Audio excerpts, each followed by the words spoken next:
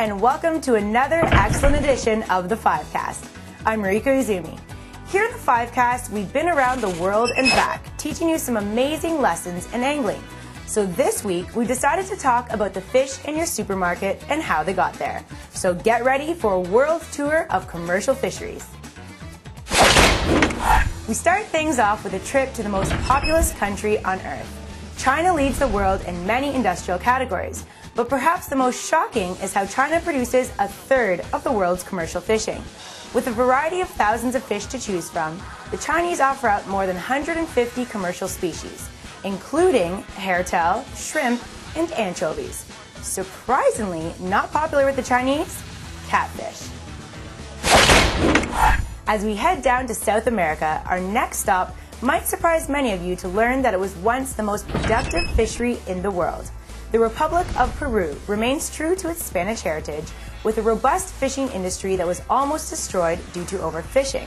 With a large percentage of their production being the pelagic species, such as sardines and jacks, Peru has committed to rebuilding its commercial fishing stronghold. With several universities holding fishery engineering departments, Peru hopes that fishing will once again take over the spot of #1 export from those awesome woolly hats.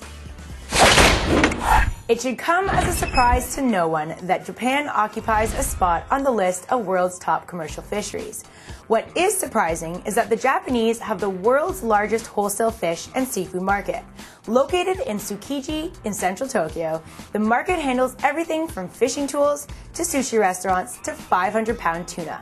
The market also holds a fish auction, which begins at 5:20 a.m. and ends only 2 hours later so that the market can be cleaned up for the next day. The motto for the market is a kitchen for 12 million people in Tokyo. Although I prefer their old one, breakfast for Godzilla.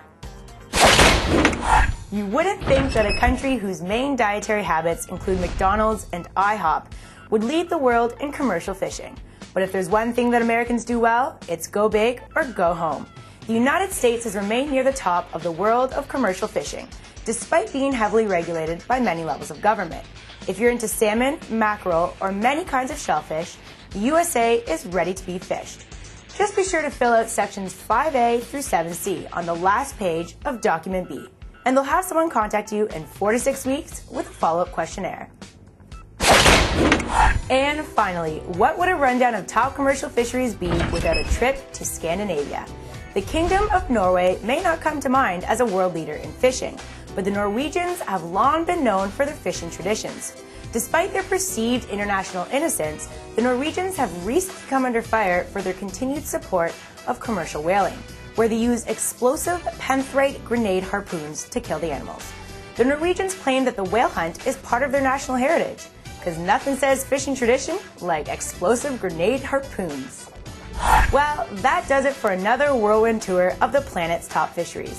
I'm Mariko Izumi, and if we've offended anyone with our international jabs, please accept the fact that as Canadians, we will suffer through a large amount of collective guilt quietly, until one of our popular musicians helps us overcome these feelings with a light and airy folk song. I'm hoping it's Alanis Morissette. Clothing provided by Storm Tech, official performance apparel of WFN, the World Fishing Network. If you can't get enough of our 5CAST, then swing on over to WFN.tv. I'll be waiting.